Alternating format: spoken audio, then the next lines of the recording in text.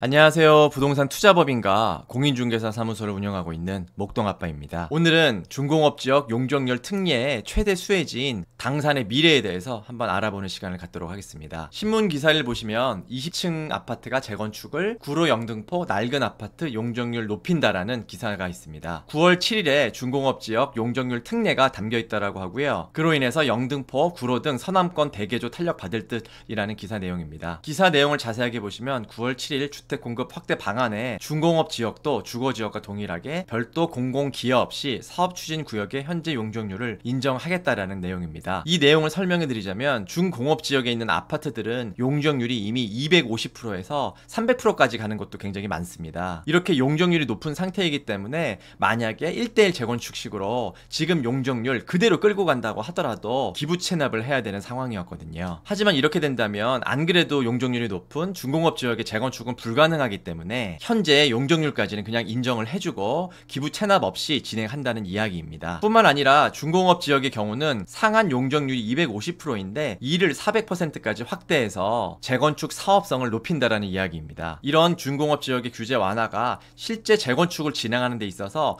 어느 정도의 혜택인지는 이따가 제가 설명을 해드리기로 하고요. 이러한 중공업 지역 용적률 특혜의 가장 큰 혜택을 보는 곳 중에 하나가 바로 당산입니다. 지도를 보시면 이쪽 부분이 바로 당산동이고요. 왼쪽에 있는 부분은 양평동으로 들어갑니다. 이 당산동은 예전부터 많은 분들이 선호하는 그런 지역이었는데요. 그 이유는 서울에서 귀하디 귀한 평지이기도 하고요. 지하철 핵심 노선인 2호선, 9호선, 5호선을 품고 있는 그런 지역이기 때문입니다. 많은 지하철 노선이 있지만 가장 핵심적인 노선은 저는 3호선, 2호선, 9호선, 5호선이라고 생각하는데요. 그 이유는 아까 말씀드렸던 노선들이 주요 업무지구를 지나가는 노선도이기 때문입니다. 2호선, 9호선으로는 강남 및 여의도, 을지로, 시청역, 구로디지털, 가산디지털 단지를 이용할 수 있는 그런 노선도이고요. 5호선도 마찬가지로 마곡 및 여의도, 광화문을 이용할 수 있는 그런 노선도이기 때문에 이 당산동 쪽을 선택하시는 그런 분들 중에 대부분이 맞벌이를 하는 부부인데 한 분은 강남권에 직장이 있고 한 분은 마곡이나 광화문 쪽에 직장이 있을 때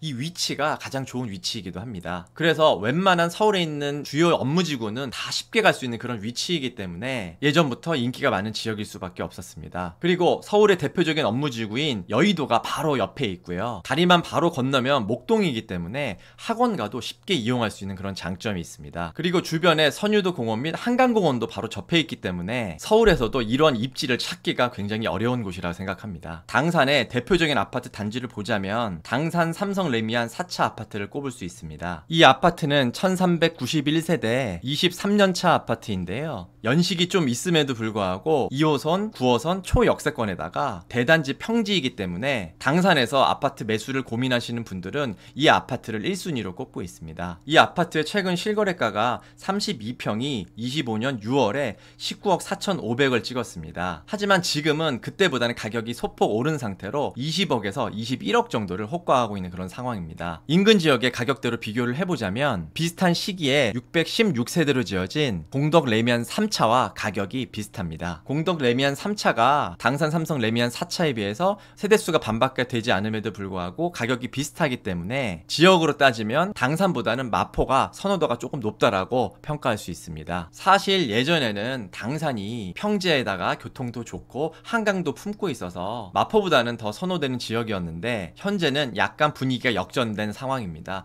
그 이유는 마포에서는 꾸준하게 신축 대단지 공급이 있었지만 당산에서는 당산 센트럴 아이파크를 제외하고는 눈에 띌 만한 신축 공급이 없었거든요. 그리고 이 당산 센트럴 아이파크도 입주 시에는 굉장히 높은 시세를 갈 거라고 많은 사람들이 예상을 하였는데요. 하지만 세대수가 조금 아쉽고 내부 커뮤니티 등이 고급화가 안 된 부분이 있어서 마포 프레스티지 자이와는 가격 차이가 좀 나는 그런 상황입니다. 저는 개인적으로 당산이 앞으로 더 좋은 곳이 되기 위해서는 당산의 대장단지인 삼성 레미안 4차가 어떻게 개발되느냐에 따라서 그 향방이 바뀔 거라고 생각하고 있습니다. 이 당산 삼성 레미안 4차가 있는 그 위치 자체가 너무나 좋은 위치이고 세대수도 많은 곳이기 때문에 개발만 잘 한다면 굉장히 높은 가격을 형성할 거라 예상하고 있습니다. 제가 아까 초반에 당산이 중공업지역 용적률 특례에 가장 큰 혜택을 받는 곳이라 말씀드렸었는데요. 이 당산 레미안 4차가 앞으로 재건축이 가능할 것인지 아니면 그냥 리모델링으로 될 것인지에 따라서 큰 가격 변화가 생길 거라고 생각하고 있습니다. 당산 삼성 레미안은 이미 용적률이 용적률이 299%인 아파트입니다. 영등포구의 양평동, 물레동, 당산동 등은 대부분이 준공업지역으로 포함되어 있기 때문에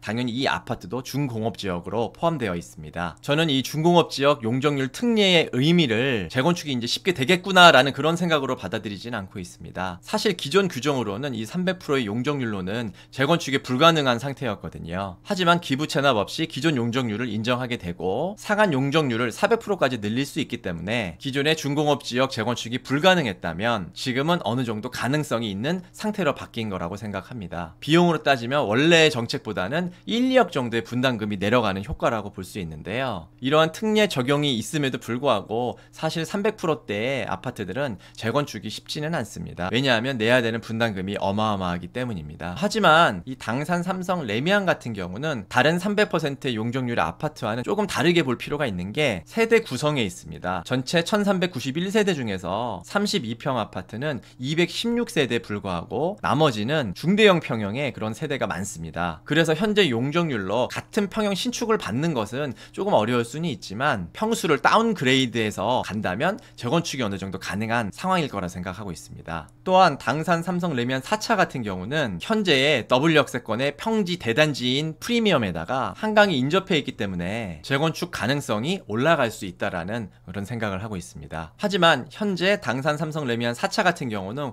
워낙 잘 지은 아파트이기 때문에 현재 사는데도 전혀 불편함이 없거든요. 그렇기 때문에 뭐 재건축을 하자, 리모델링을 하자 이런 욕구가 강한 편은 아닙니다. 하지만 조금 더 시간이 지나서 연식이 차게 되고 재건축에 대한 완화 정책이 추가로 나오게 된다면 어느 순간 재건축 추진을 하는 아파트로 바뀔 가능성이 높다라고 생각하고 있습니다. 그래서 이번에 준공업지역 용적률 특례에 따라서 영등포 일대의 모든 아파트 단지들이 재건축 사업성이 올라갔다라고 말씀드리기는 어렵고 옥석을 잘 가리는 것이 중요하다라고 생각하고 있습니다. 제가 부동산 투자법인과 더불어 서울, 경기, 인천 부동산 매도 매수를 진행하는 공인중개사 사무소도 운영하고 있기 때문에 부동산 매도 매수 관심 있으신 분들은 아래 댓글 확인하시면 자세하게 상담 안내 나와 있습니다. 지금까지 목동아빠였습니다. 감사합니다.